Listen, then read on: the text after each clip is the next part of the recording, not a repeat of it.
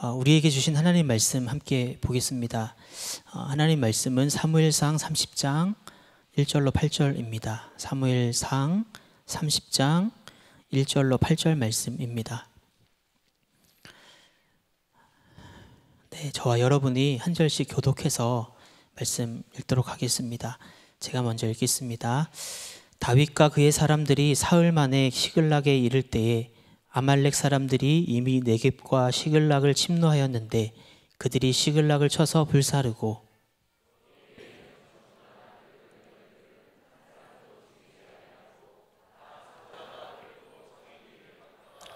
다윗과 그의 사람들이 성읍에 이르러 본즉 성읍이 불탔고 자기들의 아내와 자녀들이 사로잡혔는지라.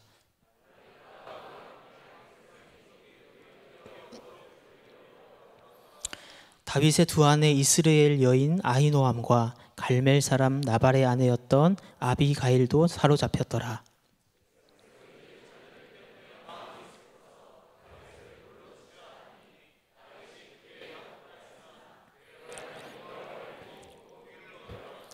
다윗이 아히멜렉의 아들 제사장 아비아달에게 이르되 원하건대 에봇을 내게로 가져오라.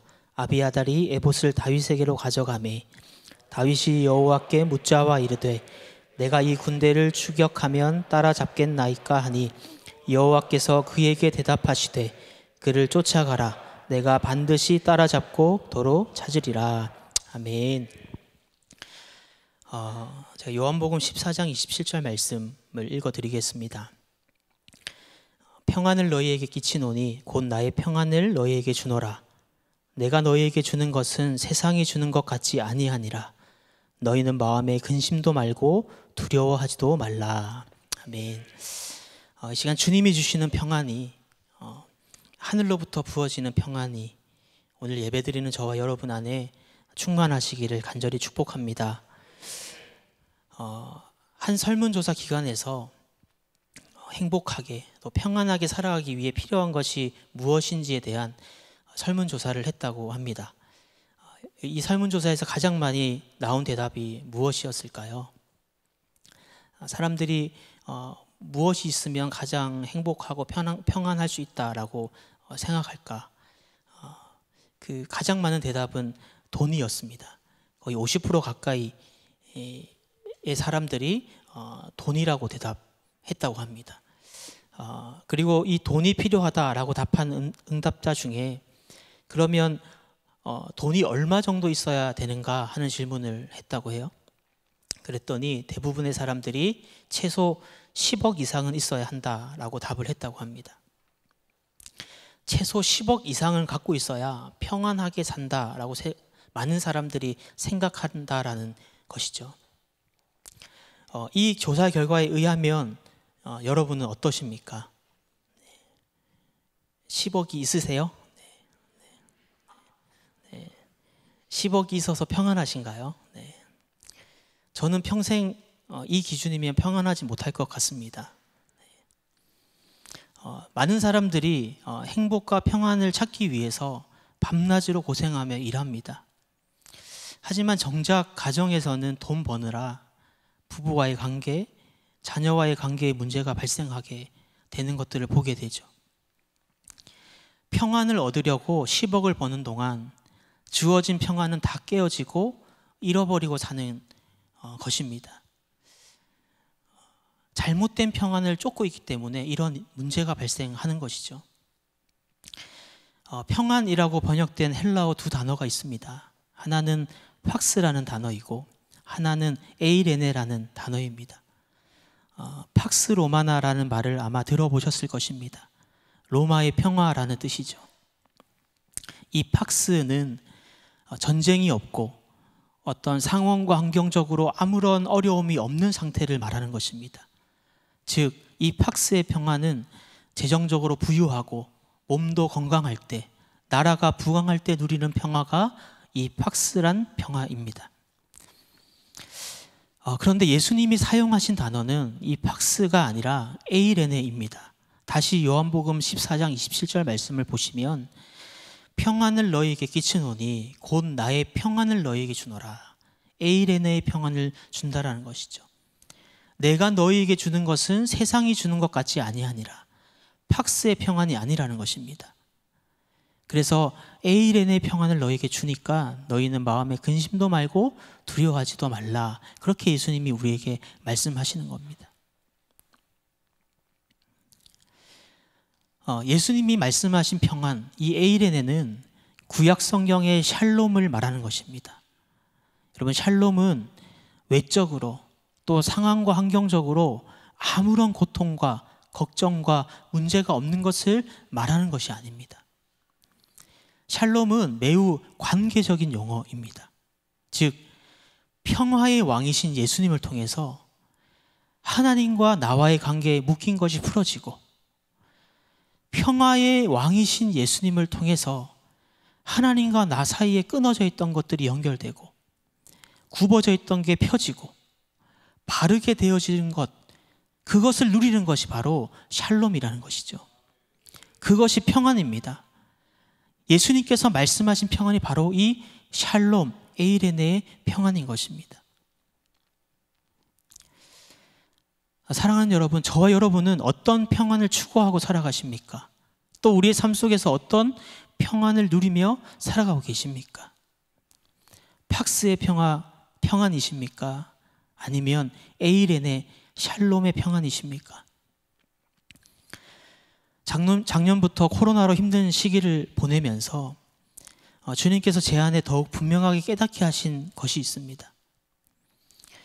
코로나로 인해 모여서 예배드릴 수 없는 그런 상황들을, 환경들을 보면서, 또 코로나를 통해서 교회가 세상으로부터 손가락질 당하고 더욱더 공격받는 것을 보면서 어느새 제 안에 이 에이렌의 샬롬의 평안은 사라지고 나도 모르게 두려움과 염려와 불안과 원망의 마음들이 자리 잡아가는 것들을 보게 되었습니다.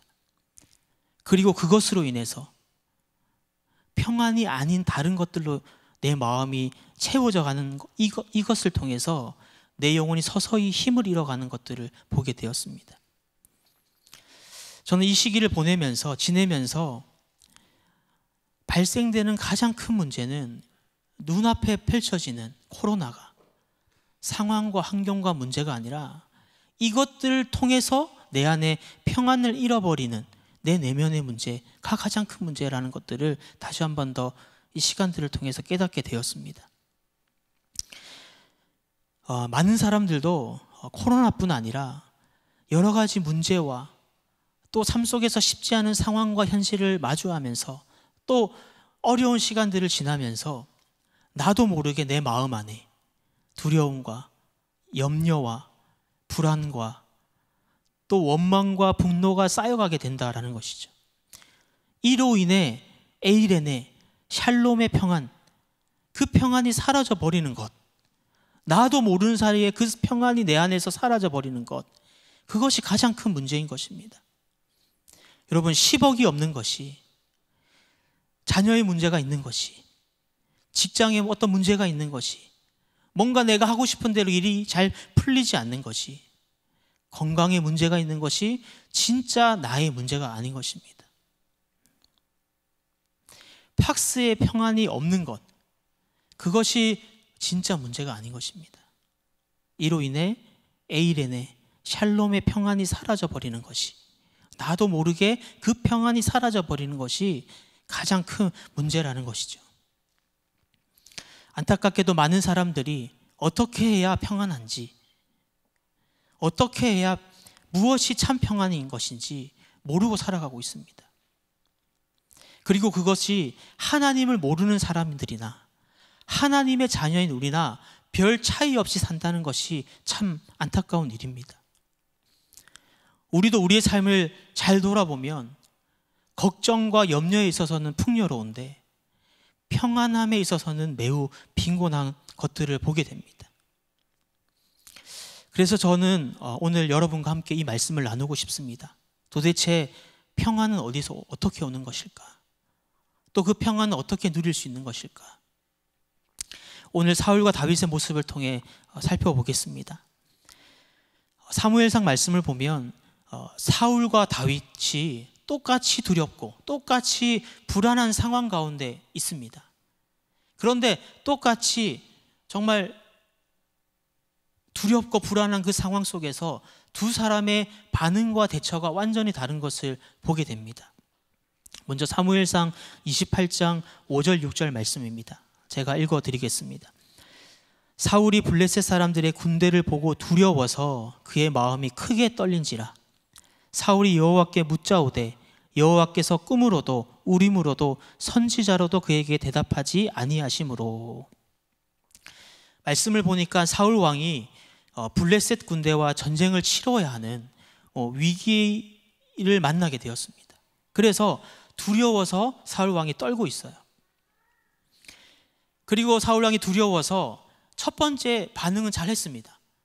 두려우니까 하나님께 어떻게 해야 할지 물었죠. 그런데 하나님이 당장 대답하지 않으셨습니다. 두려워서 하나님께 묻는 사울 왕 앞에 당장 대답하시지 않는, 하나님께서 침묵하시게 된 데는 많은 이유가 있겠지만 이 문제를 풀어가는 사울 왕의 방법이 결정적으로 잘못되었다라는 것을 우리는 말씀을 통해 확인할 수 있습니다. 그 잘못된 사울 왕의 방법이 다음 절에 나오죠. 사무엘상 28장 7절 말씀입니다.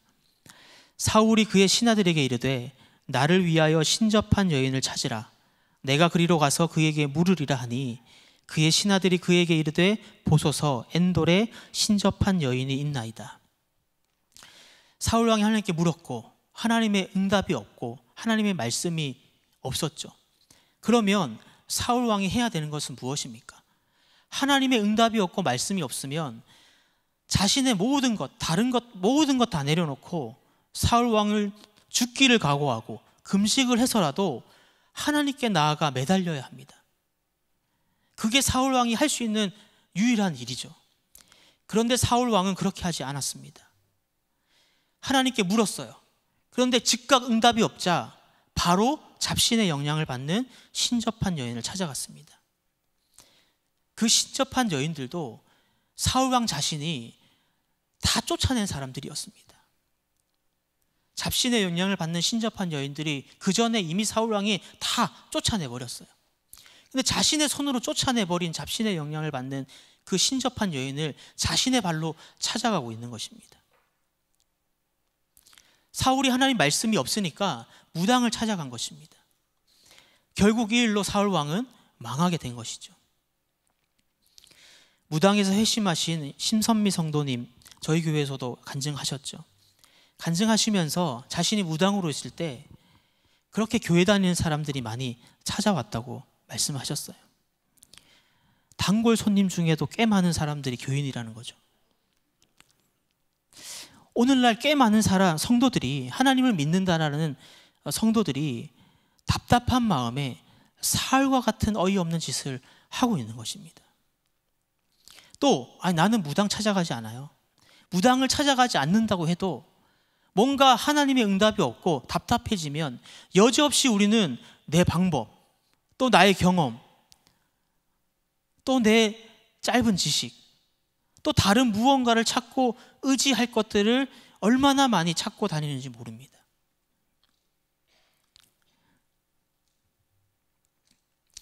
반면에 다윗은 달랐습니다. 오늘 말씀, 본문 말씀 다시 읽어보겠습니다. 사무엘상 30장 1절로 5절입니다. 제가 읽어드리겠습니다. 다윗과 그의 사람들이 사흘 만에 시글락에 이를 때에 아말렉 사람들이 이미 네겝과 시글락을 침노하였는데 그들이 시글락을 쳐서 불사르고 거기에 있는 젊거나 늙은 여인들은 한 사람도 죽이지 아니하고 다 사로잡아 끌고 자기 길을 갔더라. 다윗과 그의 사람들이 성읍에 이르러 본즉 성읍이 불탔고 자기들의 아내와 자녀들이 사로잡혔는지라. 다윗과 그와 함께한 백성이 울 기력이 없도록 소리를 높여 울었더라. 다윗의 두 아내 이스라엘 여인 아히노함과 갈멜 사람 나발의 아내였던 아비가일도 사로잡혔더라. 다윗과 그의 사람들이 거주하던 시글락에 너무나도 절망적인 일이 닥치게 되었습니다. 다윗과 남자들이 마을을 비운 사이에 아말렉 사람들이 쳐들어와서 마을을 불사르고 여자들과 자녀들을 다 잡아간 것입니다. 심지어 말씀에 나오듯이 다윗 자신의 두 아내 아히노암과 아비가일도 잡혀갔죠. 다윗이 얼마나 절망스럽고 고통스럽고 힘들었겠습니까? 그런데 그런 다윗에게, 사람들이 고통스러워하는 다윗에게 또 이렇게 얘기를 해요. 사무엘상 30장 6절 말씀 상반절에 보면 이렇게 얘기합니다. 백성들이 자녀들 때문에 마음이 슬퍼서 다윗을 돌로 치자 하니. 심지어 백성들이 다윗에게 이 모든 책임을 전가하며 이 모든 것을 다윗의 탓으로 돌리며 다윗을 정죄하고 공격하고 있습니다. 여러분, 다윗 입장에서는 어떻겠습니까? 정말 말할 수 없이 절망적이고 또 그 안에 얼마나 억울한 마음도 있고 고통스러운 이 순간을 이겼습니까? 그런 이 절망적인 순간에 다윗이 어떻게 대처했을까? 사무엘상 30장 6절 하반절입니다. 우리 이 말씀을 함께 한번 읽어보겠습니다. 시작. 다윗이 크게 다급하였으나 그의 하나님 여호와를 힘입고 용기를 얻었더라. 아멘. 저는 이 말씀을 묵상하면서 요한복음 16장 33절 말씀이 생각이 났습니다. 우리 이 말씀도 함께 한번 읽어보겠습니다. 시작.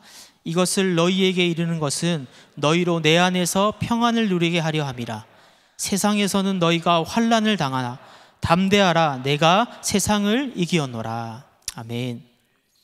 예수님이 말씀하시죠. 내가 주는 평안을 너희들이 누릴 때 세상에서 환난을 당하지 않는다는 것이 아닙니다. 여전히 환난을 당하겠지만 내 평안 안에 있는 너희들은 담대할 수 있고, 새번역 성경으로는 용기를 내어라 라고 번역되어 있어요.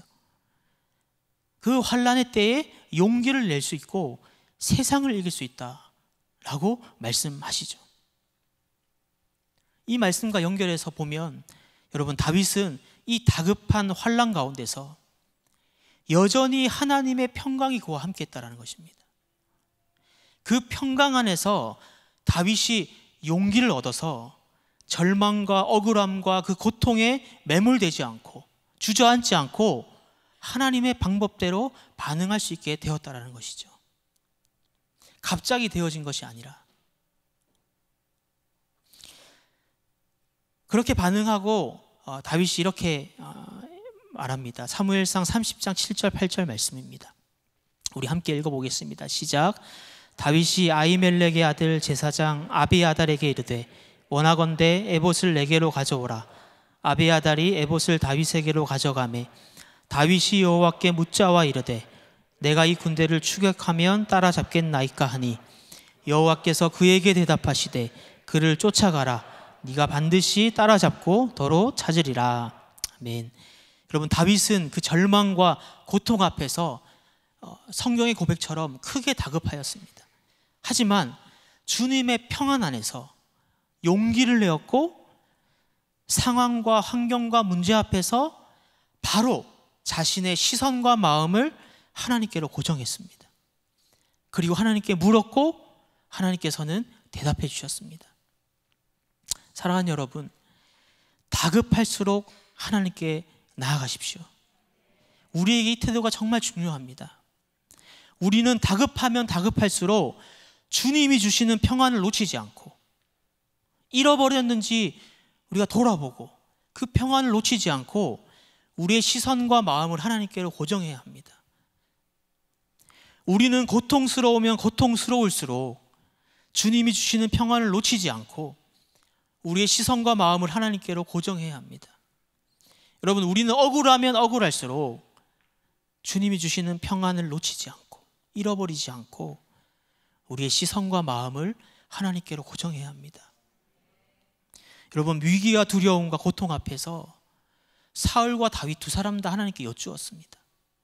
똑같은 말할 수 없는 절망과 고통과 억울함과 두려움 앞에서 둘 다 하나님께 여쭈었어요. 그런데 사울은 하나님의 대답을 듣지 못했고 다른 돌파구를 찾았어요. 다윗은 하나님께 여쭙고 바로 하나님의 음성을 듣습니다. 두 사람은 어떤 차이일까요? 하나님께서 사울은 마음에 들지 않고 미워하셔서 대답해 주지 않으시고 다윗은 마음에 들고 사랑하셔서 대답해 주셨을까요? 하나님은 그런 하나님이 아니시죠. 저는 말씀 묵상하면서 소통의 차이라는 것을 깨달았습니다. 여러분, 소통의 사전적 의미는 막히지 아니하고 잘 통한다, 뜻이 잘 통하여 오해가 없다라는 뜻이 소통의 사전적 의미입니다. 저도 사역을 할 때에 동역자들과 소통하는 부분이 참 중요하다는 것을 많이 느낍니다. 동역자들과 평소에도 소통하고 평소에도 관계를 잘 유지하면 뭔가 같이 일해야 할 때, 동역할 때에 오해가 안 생기고 좀 뭔가 사역이 잘 이렇게 풀어져 가는 것들을 경험해요. 하지만 평소에 소통을 잘하지 않고 뭔가 필요할 때만 소통하면 뭔가 오해가 생기고 잘 풀리지 않는 것들을 경험하게 됩니다.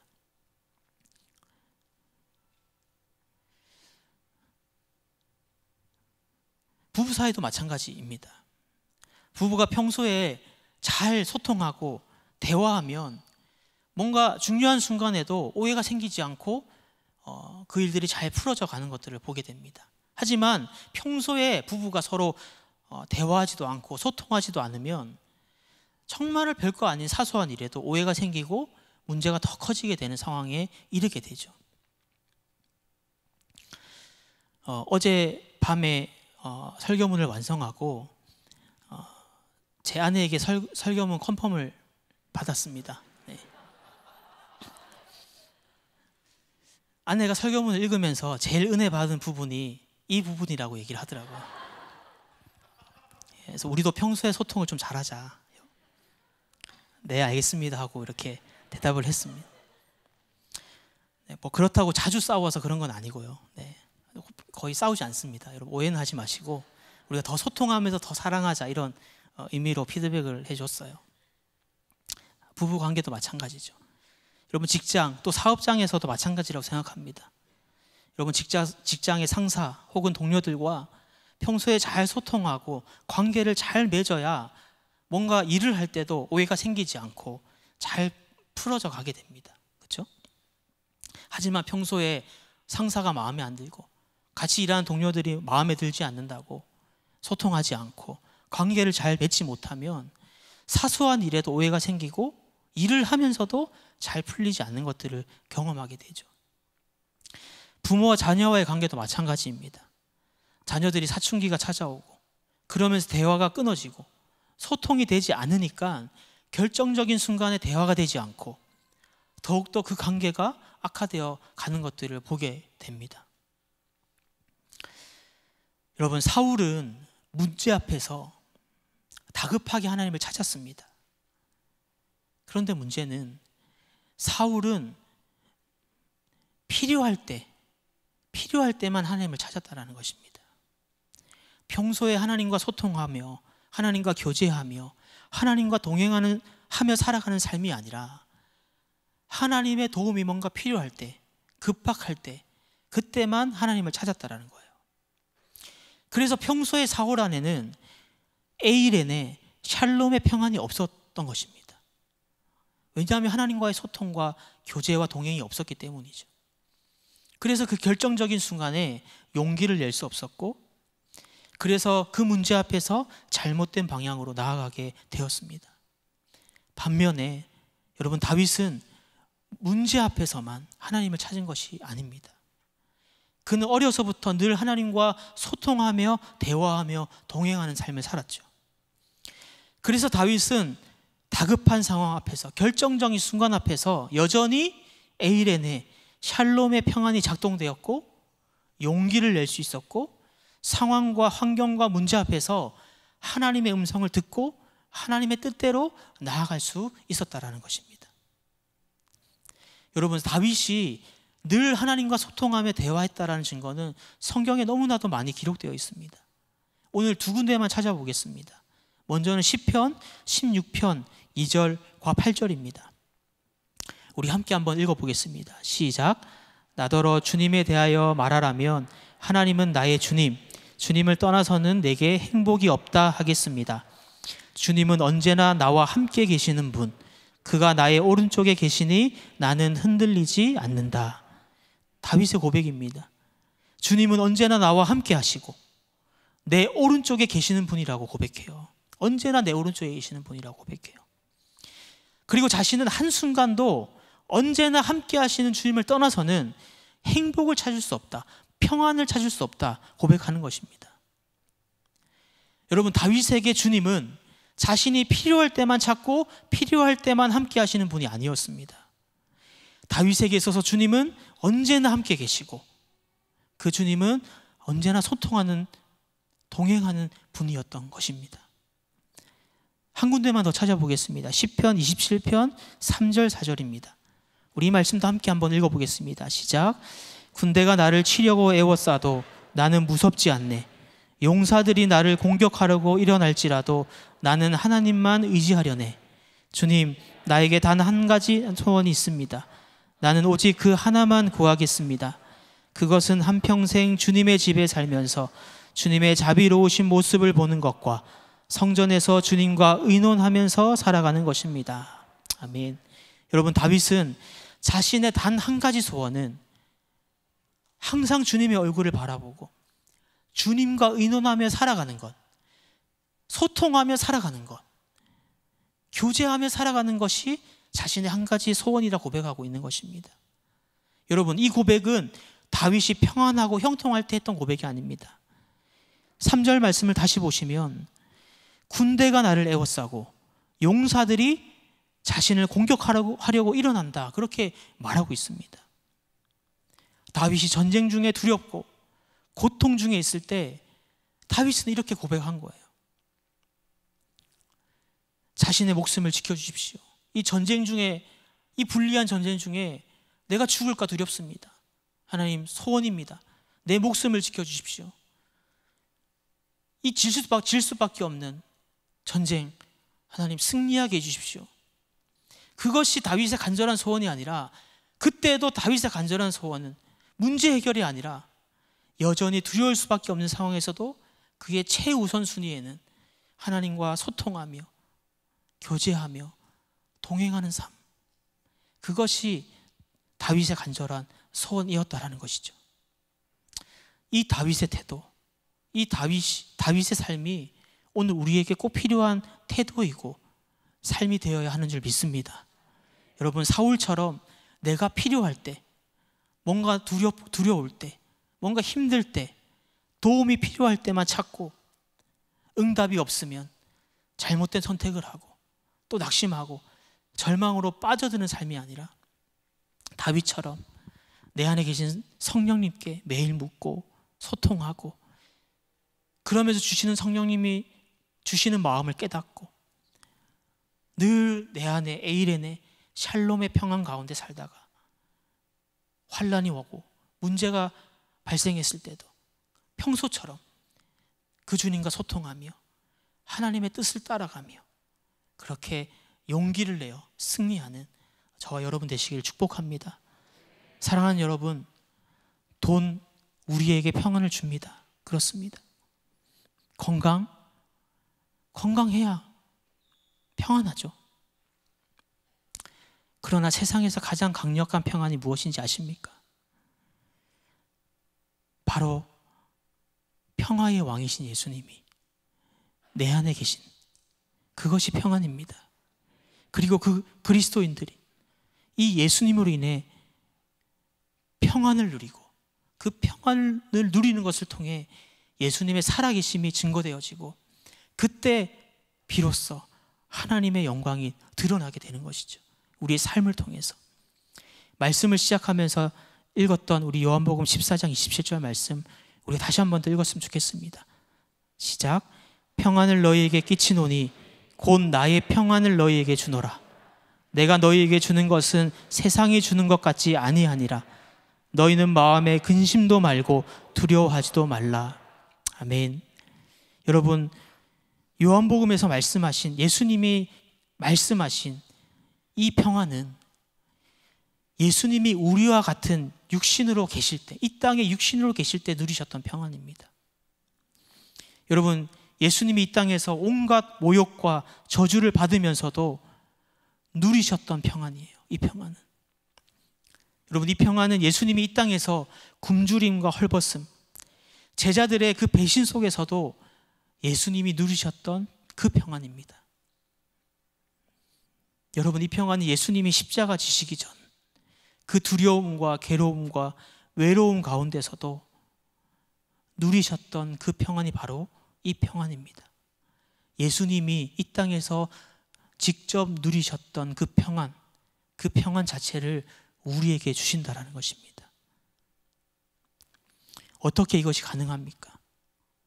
여러분, 평안 그 자체이신 우리 주 예수 그리스도께서 우리에게 오셔서 우리와 함께 하심으로 이 말씀이, 이 약속이 이루어진 것입니다. 그렇기 때문에 우리는 그 주 예수님을 우리 마음에 모시고 그렇게 살아가는 것 자체가 이미 평안의 사람인 것입니다.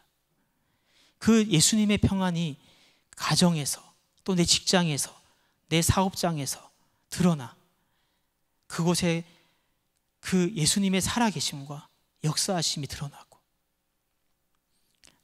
하나님의 역사가 나타나고 그 평안 안에서 하나님의 일들이 내 삶 가운데 이루어지는 것, 그것이 우리가 누려야 될 하나님의 복이고 하나님의 평안이 아니겠습니까? 이 시간 저와 여러분 그 평안 안에서 승리하시는 저와 여러분 되시기를 예수님의 이름으로 축복합니다. 함께 찬양하길 원합니다. 찬송가 412장 내 영혼의 극히 깊은 데서 제가 3절 4절 가사 한번 읽어드리겠습니다. 내 영혼의 평화가 넘쳐남은 주의 축복을 받음이라. 내가 주야로 주님과 함께 있어 내 영혼이 편히 쉬네. 이 땅 위에 험한 길 가는 동안 참된 평화가 어디 있나. 우리 모두 다 예수를 친구 삼아 참 평화를 누리겠네. 평화 평화로다 하늘 위에서 내려오네. 그 사랑의 물결이 영원토록 내 영혼을 덮으소서. 사랑하는 여러분, 주야로 친구 되신 그 예수님과 함께 소통하며 참된 평화를 누리시는 저와 여러분 되시기를 축복합니다. 우리 그런 마음으로 찬양으로 고백하며 주님 앞에 기도하는 시간 갖겠습니다. 우리 3절 고백하겠습니다. 내 영혼의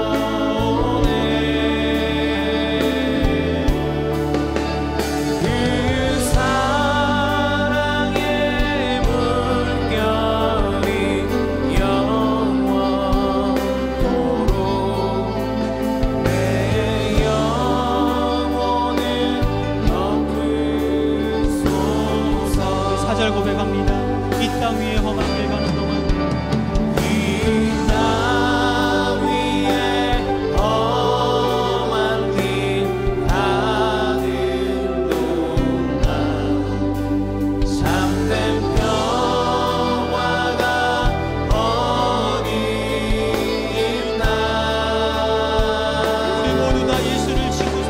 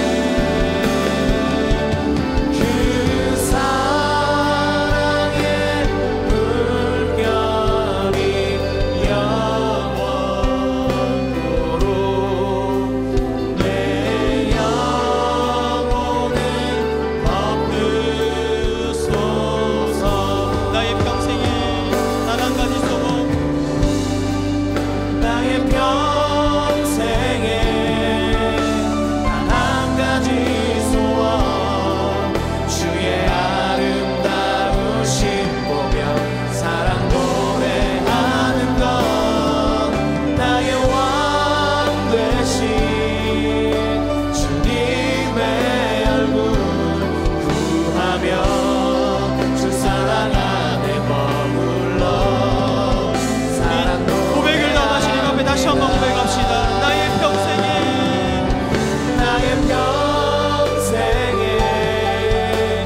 한 가지 소원, 주의 아름다우신 보며 사랑 노래하는 것, 나의 왕 되신 주님의 얼굴 구하며 주 사랑 안에 머물러 사랑 노래합니다. 아멘. 우리 시간 말씀 붙잡고 기도하길 원합니다. 여러분, 혹시 내 안에 평안을 잃어버렸음에도 대수롭지 않게 여기고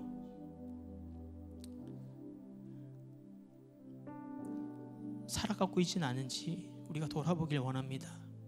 전 내 안에 주님으로부터 오지 않는 마음들, 생각들이 가득함에도 아무것도 아닌 것처럼 여기며 살아가고 있다면 심각한 문제에 직면한 것입니다. 주님은 우리에게 약속하셨습니다. 예수님이 이 땅에서 친히 겪으신 모든 문제와 아픔과 좌절과 억울함과 고통 속에서도 여전히 에이렌의 샬롬의 평강으로 나아가셨던 그 평강이 우리 안에 있음을 약속으로 말씀하셨습니다. 예수님이 우리 안에 오셔서 그 평강이 되어주셔서 그 평강으로 살아가게 하시는 것이 하나님의 뜻이고 우리가 살아가야 하는 태도입니다. 이 시간 말씀 기억하며 우리가 기도합시다. 하나님, 사울처럼 되지 않길 원합니다. 다윗과 같이 매일 주님과 소통하고 교제하고 동행하며 그 평안 안에 있길 원합니다. 그래서 하나님의 뜻대로 살아가길 원하고 하나님의 뜻을 이루어가길 원합니다.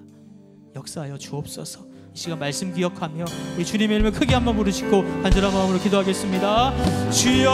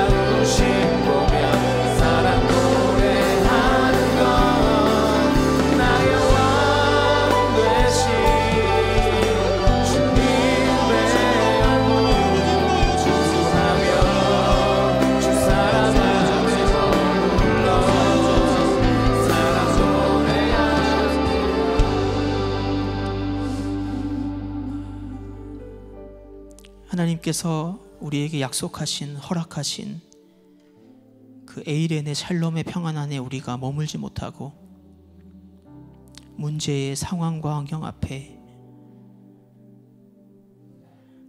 우리가 그 평안을 잃어버리고 그것이 문제인지도 모른 채 그렇게 살아갔던 우리의 모습들을 다시 한 번 더 주님 앞에 회개합니다. 하나님, 오늘 이 예배를 통해 다시 한 번 더 우리 안에 계신 예수님을 더욱더 우리가 바라보고 그 예수님과 소통하며 참된 평안을 누리며 하나님이 기뻐하시고 하나님 마음에 합하고 하나님의 뜻을 이 땅 가운데 이루어내며 하나님의 자녀로서의 정체성을 가지고 그렇게 살아가는 우리 모두가 될 수 있도록 주님 축복하여 주옵소서. 하나님, 오늘도 주님 앞에 예물 드린 손길 축복합니다. 하나님 이 예물 기뻐 받아주시고 하나님의 영광 위하여 사용하여 주옵소서. 무엇보다 이 예물과 함께 올려드린 하나님 우리 성도님들의 귀한 마음 주님이 아십니다. 그 마음의 소원, 또 그 마음의 감사, 또 그 마음에 담긴 하나님을 향한 그 애틋한 마음 주님이 아십니다. 하나님 기뻐 받아주시고 하나님 그 마음 안에 더욱더 예수님 왕으로 자정하여 주시고 참된 평강으로 역사하여 주시고 하나님의 가장 좋은 것으로 하나님의 크고 은밀한 것으로 놀라웠게 그 마음과 기도 위에 역사하여 주옵소서. 이제는 우리를 십자가에서 구원하신 예수 그리스도의 크고 놀라우신 구속의 은혜와 독생자까지 아낌없이 우리에게 내어주신 아버지 하나님의 무한하신 사랑하심과 지금도 우리 안에 살아계셔서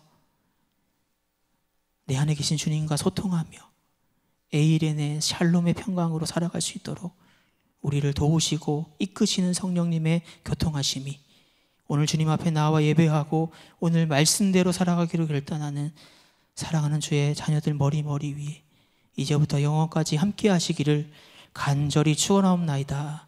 아멘.